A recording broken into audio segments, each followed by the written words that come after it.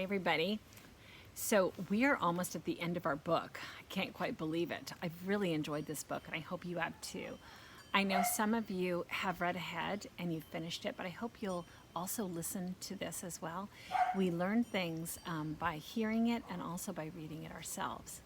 So the last chapter, 25, Charlie's a little bit jealous of Audrey, and she's jealous that she sees a note from Audrey's mother and when she was at Vacation Bible School. So what Charlie does is she pretends that her mother wrote her a note and she put it into her lunchbox, and then Audrey sees Charlie throw it on the ground and she goes, "Oh, you dropped your trash." And then Charlie says, "Oh, it's just a letter from my mom." And Audrey goes, "That's not true, is it?" And she got called out on her lie, but she doesn't want to admit it. So again, of course, of course, Gus and Bertha are just fabulous, supporting her and not getting mad at her when she makes these little mistakes and these upsets. Lots of pineapples. Isn't this beautiful behind me? This is it grows out of this tuber that looks like a potato, and it just started blooming, and I just couldn't resist. I wanted to show it to you. I think I'll plant some of these in the school garden. What's that?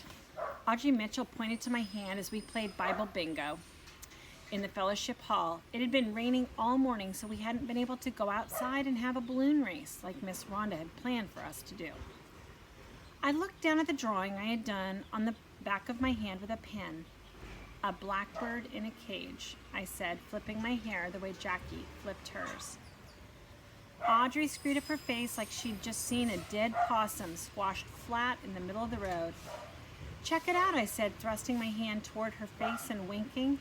I'd been trying to do all the things Jackie does, flipping my hair and winking, acting cool and confident.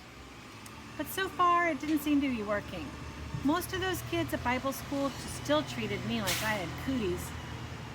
"What's it for?" Audrey said. And then the darndest thing happened. I guess being a ray of sunshine had given me some real confidence. Not pretend confidence. Because I looked her square in the eye and said, "It's the same as the tattoo my daddy had on his hand."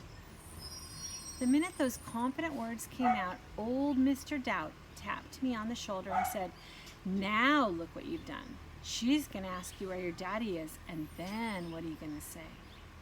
But miracle of miracles, Audrey did not ask me where my daddy was. She just said, "Oh," and studied her Bible bingo card.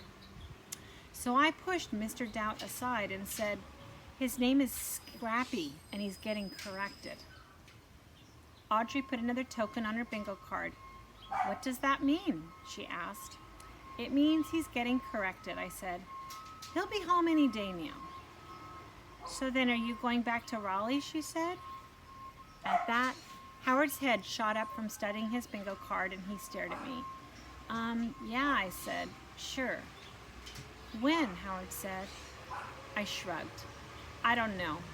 However long it takes for Scrappy to get corrected, I guess." Sorry about the garbage truck. It's Friday, garbage day. "I don't know however long it takes Scrappy to get corrected, I guess."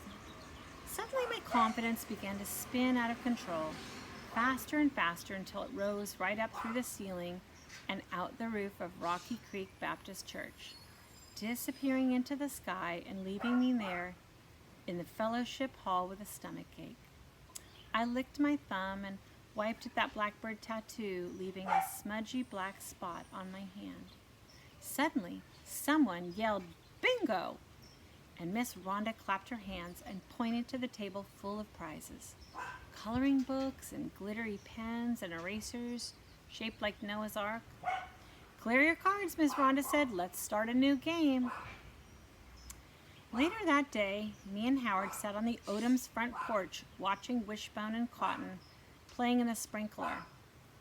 Cotton jumped over puddles of muddy water while Wishbone scampered along behind him, ears flopping and tail wagging. I've been wondering about something, Howard said, scratching at mosquito bites on his freckled leg. How come you shoved TJ at Bible school yesterday? What do you mean? I asked.